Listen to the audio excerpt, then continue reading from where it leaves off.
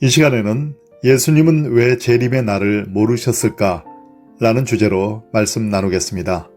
오래전 일입니다. 담임하던 교회 강단에서 담요를 깔고 100일 철야를 드렸습니다.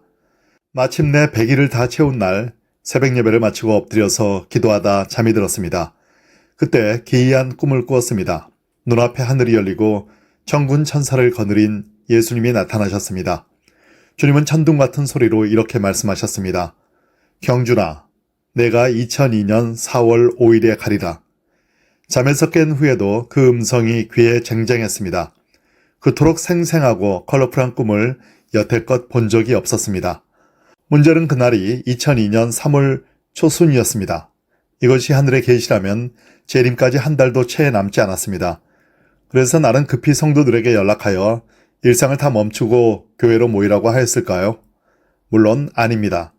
집에 온 나는 아내에게 헛꿈을 꿨다고 말했을 뿐입니다. 왜 그 귀한 꿈을 헛되다고 여겼을까요? 이유는 간단합니다. 성경에 이런 구절이 나오기 때문입니다. 그날과 그때는 아무도 모르나니 하늘의 천사들도 아들도 모르고 오직 아버지만 아시느니라. 마태복음 24장 36절. 때와 시기는 아버지께서 자기의 권한에 두셨으니 너희가 알 바 아니요. 사도행전 1장 7절.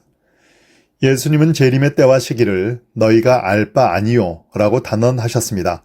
하늘의 천사도 심지어 하나님과 동등하신 본인도 모른다고 하셨습니다. 그런데 어찌 일개 인간이 그날을 알 수 있겠는가요? 신비한 꿈이 아니라 더한 것을 봤다 해도 성경이 아니라고 하면 아닙니다. 만약 그때 철없이 날뛰었다면 아마 이단 목사로 낙인 찍혔을 것입니다. 이후 20년 넘게 흘렀지만 아직도 주님이 안 오셨으니 말입니다.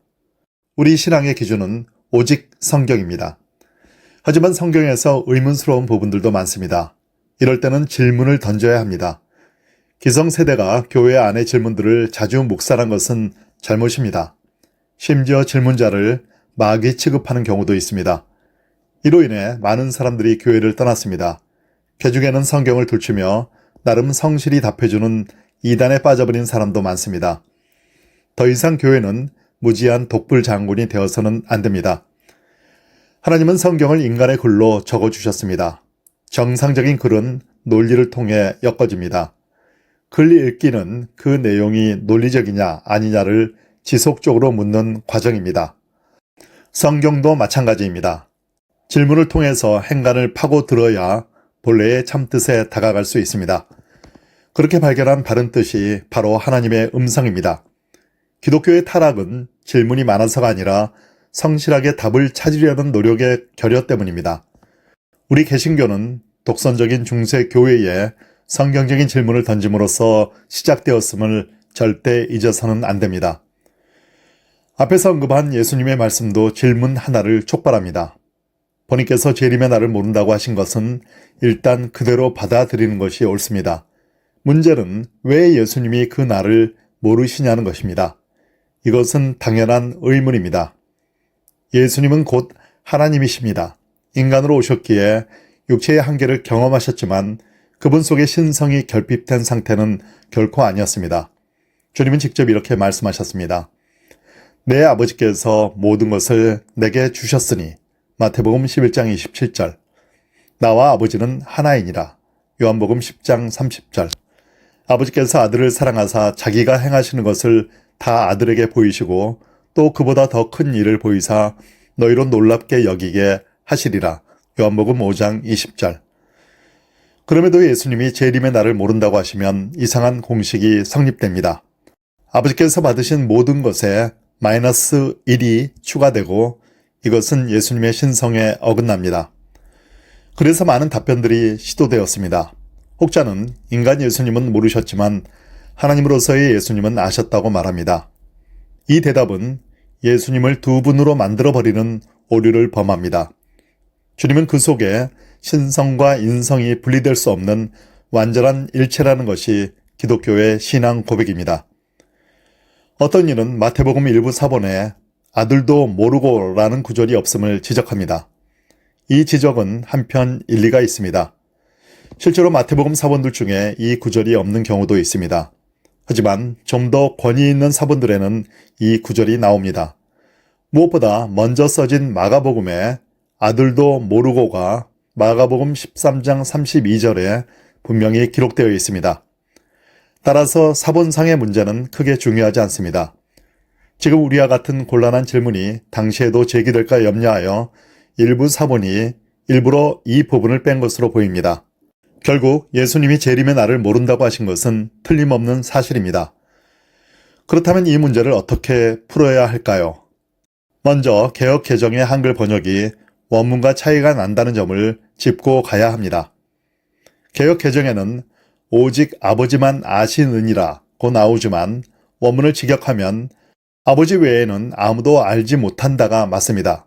즉 아버지만 그날을 아신다는 표현이 직접 나오지 않습니다. 그 말이 그 말 같지만 그렇지 않습니다. 아버지만 그날을 아신다고 하면 날짜가 이미 정해졌다는 것입니다. 그러면 문제가 더 곤란해집니다. 이미 결정된 날인데도 예수님이 모르셨다면 성부가 이 중요한 날과 시를 성자에게 감추셨다는 말이 됩니다. 그러면 정말 성부와 성자는 하나일까라는 의문이 중폭됩니다. 이런 상황에서 또 다른 실마리 하나가 발견됩니다. 때와 시기는 아버지께서 자기의 권한에 두셨으니 라는 사도행전 1장 7절의 표현입니다. 이때의 권한은 원어로 엑시아인데 선택의 자유라는 뜻이 있습니다. 실제로 성경에서도 이런 뜻으로 많이 사용되었습니다. 예를 들어 나는 버릴 권세도 있고 다시 얻을 권세도 있으니 라고 하셨을 때 이 권세는 주님이 죽음과 부활을 마음대로 선택할 자유를 의미합니다. 이때의 권세가 엑시아입니다. 또 하나 예를 들면 베드로가 아나니아에게 땅이 그대로 있을 때에는 네 땅이 아니며 판 후에도 네 마음대로 할 수가 없더냐 라고 했을 때 내 마음대로 하다가 원문으로는 너의 권한 안에 있다입니다. 이때의 권한도 역시 뭔가 선택할 자유를 뜻합니다. 땅을 어떻게 처분할지 선택할 자유가 그에게 있다는 말입니다. 그런데 때와 시기를 자기의 권한에 두셨으니 라는 말씀도 직역하면 아버지가 자기의 권한 안에 두셨다입니다. 즉 동일한 구문 형태입니다. 이상의 관찰에 의하면 아버지께서 때와 시기를 자기의 권한에 두셨다는 말씀은 아버지께 그 때와 시기를 선택할 자유가 있다는 뜻입니다. 그러면 의문이 점점 벗겨집니다. 재림의 날이 결정된 상태라면 예수님이 그날을 모르시는 건 무척 어색합니다. 그날의 주인공이 바로 예수님이신데 말입니다. 하지만 아버지께서 아직 결정하지 않으셨다고 하면 상황이 달라집니다. 그러면 아들도 당연히 모르실 것입니다. 이런 시각으로 성경을 보면 중요한 구절이 나타납니다. 베드로는 종말이 더디다고 조롱하는 자들에게 이렇게 일갈합니다. 주의 약속은 어떤 이들이 더디다고 생각하는 것 같이 더딘 것이 아니라 오직 주께서는 너희를 대하여 오래 참으사 아무도 멸망하지 아니하고 다 회개하기에 이르기를 원하시느니라. 베드로후서 3장 9절. 이 말씀에 따르면 하나님은 지금 종말을 지연시키시는 중입니다. 제 이름은 분명히 임하지만 그 날과 시는 아직 결정되지 않았습니다. 한 사람이라도 더 회개하고 구원받기를 하나님이 원하시기 때문입니다. 그래서 등장한 하나님의 오래 참으심은 성경이 힘주어 가르치는 주제입니다. 요나의 때에 니느웨 성은 40일 뒤에 무너지기로 이미 결정되었습니다. 하지만 그들이 회개하자 하나님은 뜻을 돌이키사 그들에게 내리리라고 말씀하신 재앙을 내리지 아니하셨다. 하나님의 이런 심정이 현재도 진행형인 것입니다. 인류의 죄악을 보면 당장 심판하고 싶으시나 한 사람이라도 더 구원받도록 때를 미루시는 중입니다. 그분은 은혜롭고 긍휼히 여기시며 노하기를 더디하시고 인애가 많으시며 재앙을 인하여 안타까워하실 것이기 때문입니다. 이런 하나님의 인자하신 성품이 신약에 주께서는 너희를 대하여 오래 참으사에 그대로 반영되었습니다. 오래 참다는 원어로 마크 로메오입니다. 이 단어는 마크로스와 티모스라는 단어의 합성입니다. 마크로스는 신약에 4번 나오는데 모두 멀다 혹은 길다의 의미로 쓰였습니다.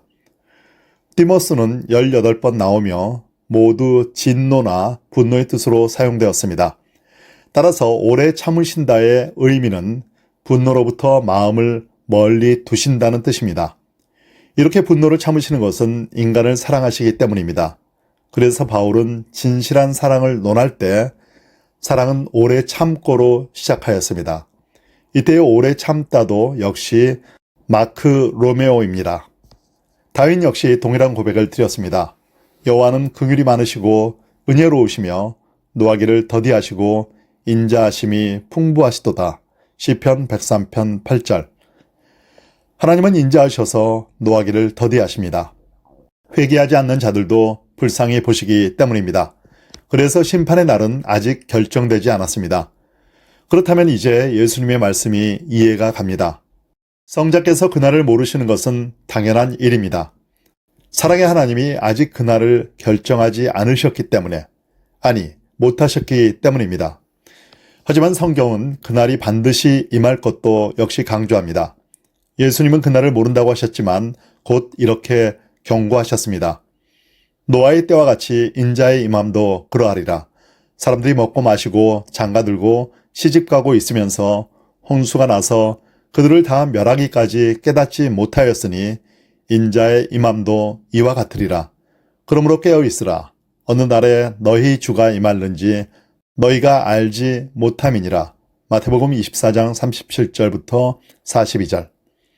예수님의 제자인 베드로도 하나님이 지금 오래 참고 계시다고 말했지만 곧이어 그러나 주의 날이 도둑같이 오리니 그날에는 하늘이 큰 소리로 떠나가고 모든 일이 드러나리로다 라고 외쳤습니다. 이러한 성경의 증언들에 따르면 지금 우리의 삶은 하나님이 참으시는 가운데 허락된 소중한 유예의 기간입니다. 영어식으로 present, 현재가 present, 선물인 것입니다. 그래서 베드로는 다시 이렇게 권면합니다. 이 모든 것이 이렇게 풀어지리니 너희가 어떠한 사람이 되어야 마땅하냐. 거룩한 행실과 경건함으로 하나님의 날이 임하기를 바라보고 간절히 사모하라. 베드로후서 3장 11절 12절. 지금 우리의 하루하루는 어떻게 사용되는 중인가요? 진정 그날을 사모하며 주님의 말씀대로 살고 있습니까? 예수님 뵙기를 원하여 주여 어서 오시옵소서 마라나타의 신앙으로 살고 있는가요? 혹시 땅에서 누릴 것 다 누리고 죽어서도 천국 가야지 하는 마음으로 살지 않습니까? 그런 자는 주님의 날이 속히 오기를 바라지 않을 것입니다. 하지만 고난과 절망 속에도 믿음을 지키며 사는 성도는 간절히 그날을 바랍니다. 인자하신 하나님의 칭찬이 그들을 기다리기 때문입니다.